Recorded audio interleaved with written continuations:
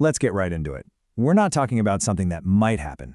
We're going to break down something that has already happened, a fundamental snap in the political system, a break, right at the center of power surrounding Donald Trump. Just let that sink in for a second. That foundation you thought was solid? It's already given way. And there were no alarms, no big dramatic announcements. This wasn't some public spectacle for the cameras. No, this happened in the quiet corners, behind the seams, in those spaces where power starts to believe it's untouchable, permanent. Whatever it was that finally gave way, it did so silently. So you have to ask, what was it? What was the piece of the machine that actually failed? And to understand that, you have to look beyond the day-to-day politics. You have to look at the psychology of power itself. To really get what happened, we need to talk about this incredibly powerful psychological force, something that, once it's let out of the cage, completely changes all the rules of the game. The famous psychologist Carl Jung had a name for it, the shadow. It's all the stuff we refuse to see in ourselves, the fears, the ugly impulses. For a political movement, it's the hidden authoritarian streak, the contempt for rules, all the parts they desperately pretend don't exist. And this right here, this is what's at stake. See, for any normal political player, a threat is just that, a setback, an obstacle to overcome. But when an ego, an identity, completely fuses with the idea of power, like what we're seeing with Donald Trump and MAGA Republicans, any threat feels totally different. It feels like annihilation. It feels like a kind of psychological death. So you see, the fight is no longer political. It's existential. This isn't just about winning an election or passing a bill anymore. It's about psychological survival. And when the stakes get that high, it warps how the entire system behaves. And this isn't just some abstract theory either. You can actually see the symptoms of this panic playing out right now in the real world. Think about Donald Trump's behavior, the way he swings, sometimes in the same interview, from viciously attacking someone to praising them to the skies. That's not a strategy. The source material calls it psychological whiplash, and it's a dead giveaway of a cornered ego lurching between aggression and desperate attempts to pacify.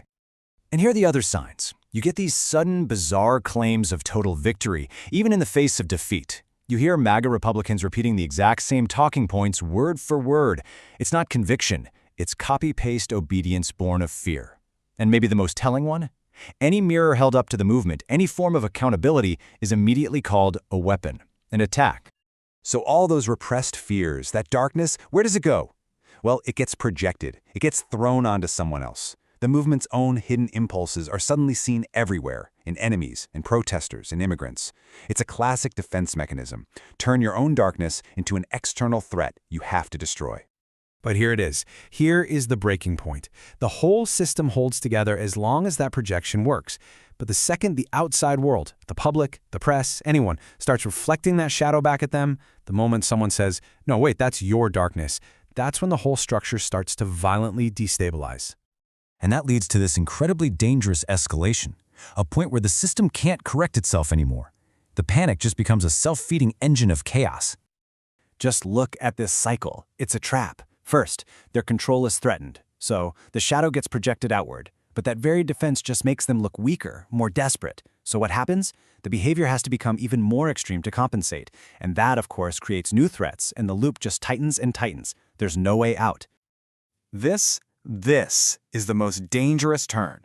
When a movement's actions become so indefensible that they can't be justified by normal values, it doesn't stop the actions, it changes the values. Morality itself gets redefined, twisted, to protect the myth at all costs.